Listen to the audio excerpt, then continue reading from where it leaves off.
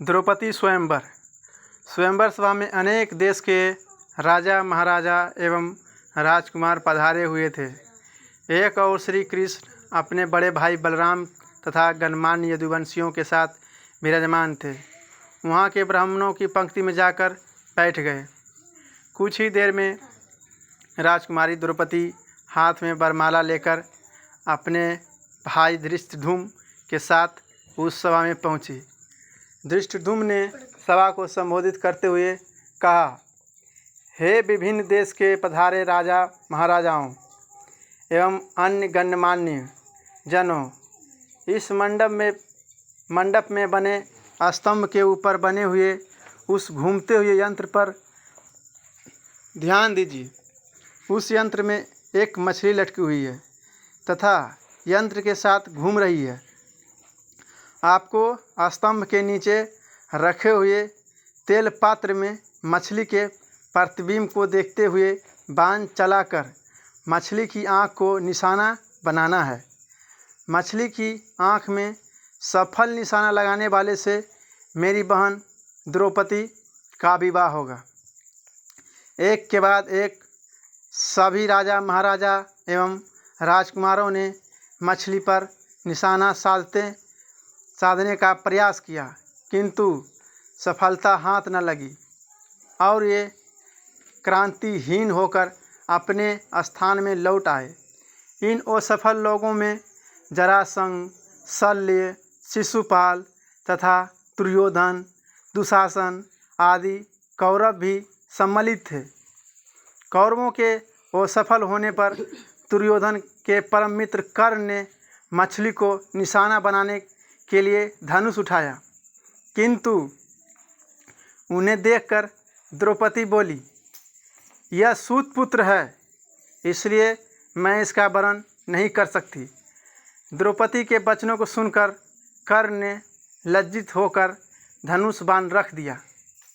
उसके पश्चात ब्राह्मणों की पंक्ति से उठकर एक अर्जुन ने निशाना लगाने के लिए धनुष उठा लिया। एक ब्राह्मण को राजकुमारी के स्वयंवर के लिए उद्धत देख वहाँ उपस्थित जनों को अत्यंत आश्चर्य हुआ, किंतु ब्राह्मणों के क्षत्रियों से अधिक श्रेष्ठ होने के कारण से उन्हें कोई रोक नहीं सका। अर्जुन ने तेल पात्र में मछली के प्रतिबिंब को देखते हुए एक ही बाण से मछली की आँख को भेद दिया। द्रौपदी ने आगे बढ़कर अर्जुन के गले में वरमाला डाल दिया। एक ब्राह्मण के गले में द्रौपदी को वरमाला डालते देख समस्त क्षत्रिय राजा महाराजा एवं राजकुमारों ने क्रोधित होकर अर्जुन पर आक्रमण कर दिया। अर्जुन ने सहायता के लिए शेष पांडव भी आ गए और पांडवों तथा क्षत्रियों राजाओं में घमासान युद्ध होने लगा। श्री कृष्ण ने अर्जुन को पहले ही पहचान लिया था, इसलिए उन्होंने बीच बचाव करके युद्ध को शांत कर दिया। दुर्योधन ने भी अनुमान लगा लिया कि निशाना लगाने वाला अर्जुन ही है और उसका साथ देने वाला शेष पांडव रहे होंगे। वर्णावत के लक्षागृह से पांडवों के बच निकलने पर उसे अत्यंत आश्चर्य होने लगा। पांडव द्रौपदी को साथ लेकर वहां पहुँचे, जहां वो अपनी माता कुंती के साथ निवास कर रहे थे। द्वार से ही अर्जुन ने पुकारकर अपनी माता से कहा, माते, आज हम लोग आपके लिए एक अद्भुत भिक्षा लेकर आए हैं। उस पर कुंती ने कहा भीतर से ही, पुत्रों, तुम लोग आपस में मिल बांटकर उसका उपभोग कर लो। बाद में यह ज्ञात होने पर कि भिक्षा वधू के रूप में है, कुंती को अत्यंत पश्चाताप हुआ, किंतु माता के वचनों का सत्य सिद्ध करने के लिए कुंती ने पांचों पांडवों को पति के रूप में स्वीकार कर लिया। पांडवों के द्रौपदी को साथ लेकर अपने निवास पर पहुंचने के कुछ काल पश्चात उनके पीछे पीछे कृष्ण भी वहां पर आ गए।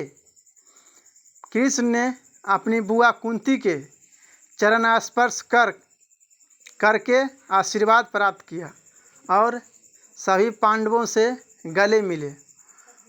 औपचारिकताएं पूर्ण होने के पश्चात युधिष्ठिर ने कृष्ण से पूछा, हे द्वारकाधीश, आपने हमारे लिए इस अज्ञातवास में हमें पहचान कैसे लिया? कृष्ण ने उत्तर दिया, भीम और अर्जुन के पराक्रम को देखने के पश्चात भला मैं आप लोगों को कैसे नहीं पहचानता। सभी से भेंट मुलाकात करके कृष्ण वहाँ से अपनी नगरी द्वारिका चले गए। फिर पांचों भाइयों ने भिक्षावृत्ति से भोजन सामग्री एकत्रित किया और उसे लाकर माता कुंती के सामने रख दिया। कुंती ने द्रौपदी से कहा, देवी, इस भिक्षा से पहले देवताओं के अंश निकालो, फिर ब्राह्मणों को भिक्षा दो, तत्पश्चात आश्रितों का अंश अलग करो। उसके बाद जो शेष बचे उसका आधा भाग भीम को और शेष आधा भाग हम सभी को भोजन के लिए परोसो। पतिव्रता द्रौपदी ने कुंती के आदेश का पालन किया। भोजन के पश्चात कुशासन पर मृग चर्म बिछाकर वे सो गए। द्रौपदी माता के पैरों की ओर सोई।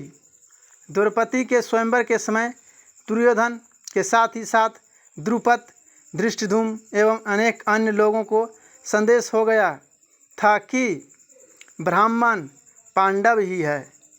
उनकी परीक्षा करने के लिए द्रुपद ने धृष्टद्युम्न को भेजकर उन्हें अपने राजप्रसाद में बुलवाया।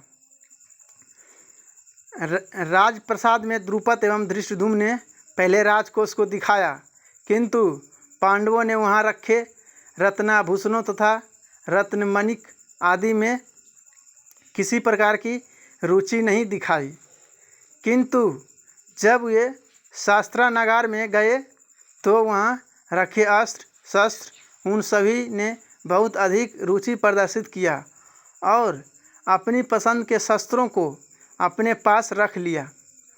उनके क्रियाकलाप से द्रुपद को विश्वास हो गया कि ये ब्राह्मण के रूप में योद्धा ही है।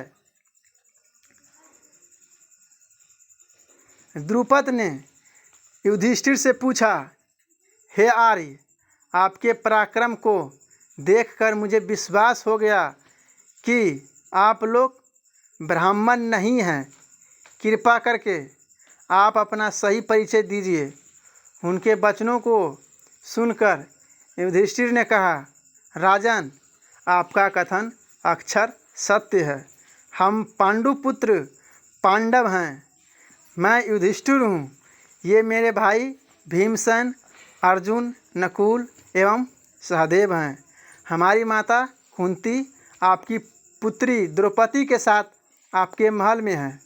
युधिष्ठिर की बात सुनकर द्रुपद अत्यंत प्रसन्न हुए और बोले, आज भगवान ने मेरी सुन ली। मैं चाहता था कि मेरी पुत्री का विवाह पांडु के पराक्रमी पुत्र अर्जुन के साथ ही हो। मैं आज ही अर्जुन और द्रौपदी के विधिवत विवाह का प्रबंध करता हूँ। इस पर युधिष्ठिर ने कहा, राजन, द्रौपदी का विवाह तो हम पांचों भाइयों के साथ होना है। यह सुनकर द्रुपद आश्चर्यचकित हो गए और बोले, यह कैसे संभव है? एक पुरुष की अनेक पत्नियां अवश्य हो सकती है, किंतु एक स्त्री के 5 पति हो ऐसा तो नहीं देखा कभी और ना सुना ही है। युधिष्ठिर ने कहा, राजन, ना तो मैं कभी मिथ्या भाषण करता हूँ और ना ही कोई कार्य धर्म या शास्त्र के विरुद्ध करता हूँ। हमारी माता ने हम सभी भी भाइयों को द्रौपदी का उपभोग करने का आदेश दिया है और मैं माता की आज्ञा का अवहेलना कदापि नहीं कर सकता। इसी समय वहाँ पर वेद व्यास जी पधारे और उन्होंने द्रुपद को द्रौपदी के पूर्व जन्म में तपस्या से प्रसन्न होकर शंकर भगवान के द्वारा 5 पराक्रमी पति प्राप्त करने के वर देने की बात बताई। वेद व्यास जी के वचनों को सुनकर द्रुपद का संदेश समाप्त हो गया और उन्होंने अपनी पुत्री द्रौपदी का पानी ग्रहण संस्कार 5 पांडवों के साथ बड़े धूमधाम के साथ कर दिया। इस विवाह में विशेष बात यह हुई कि देवऋषि नारद ने स्वयं पधार कर द्रौपदी को प्रतिदिन कन्या रूप हो जाने का आशीर्वाद दिया। पांडवों के जीवित होने तथा द्रौपदी के साथ विवाह होने की बात तेजी से सभी ओर फैल गई। हस्तिनापुर में इस समाचार के मिलने पर दुर्योधन और उसके सहयोगियों के दुख का पारावार न रहा। वे पांडवों को उनका राज्य लौटाना नहीं चाहते थे, किंतु भीष्म, विदुर, द्रोण आदि के द्वारा धृतराष्ट्र को समझाने तथा दबाव डालने के कारण उन्हें पांडवों को राज्य का आधा हिस्सा देने के लिए विवश होना पड़ गया। विदुर पांडवों को बुलाकर लाए। धृतराष्ट्र, द्रोणाचार्य, कृपाचार्य, विकर्ण, त्रिसेन आदि सभी ने उनकी अगवानी की और राज्य का खांडव वन नामक हिस्सा उन्हें दे दिया। पांडवों ने उन खांडव वन में एक नगरी की स्थापना करके उसका नाम इंद्रप्रस्थ रखा था तथा इंद्रप्रस्थ को राजधानी बनाकर राज करने लगे।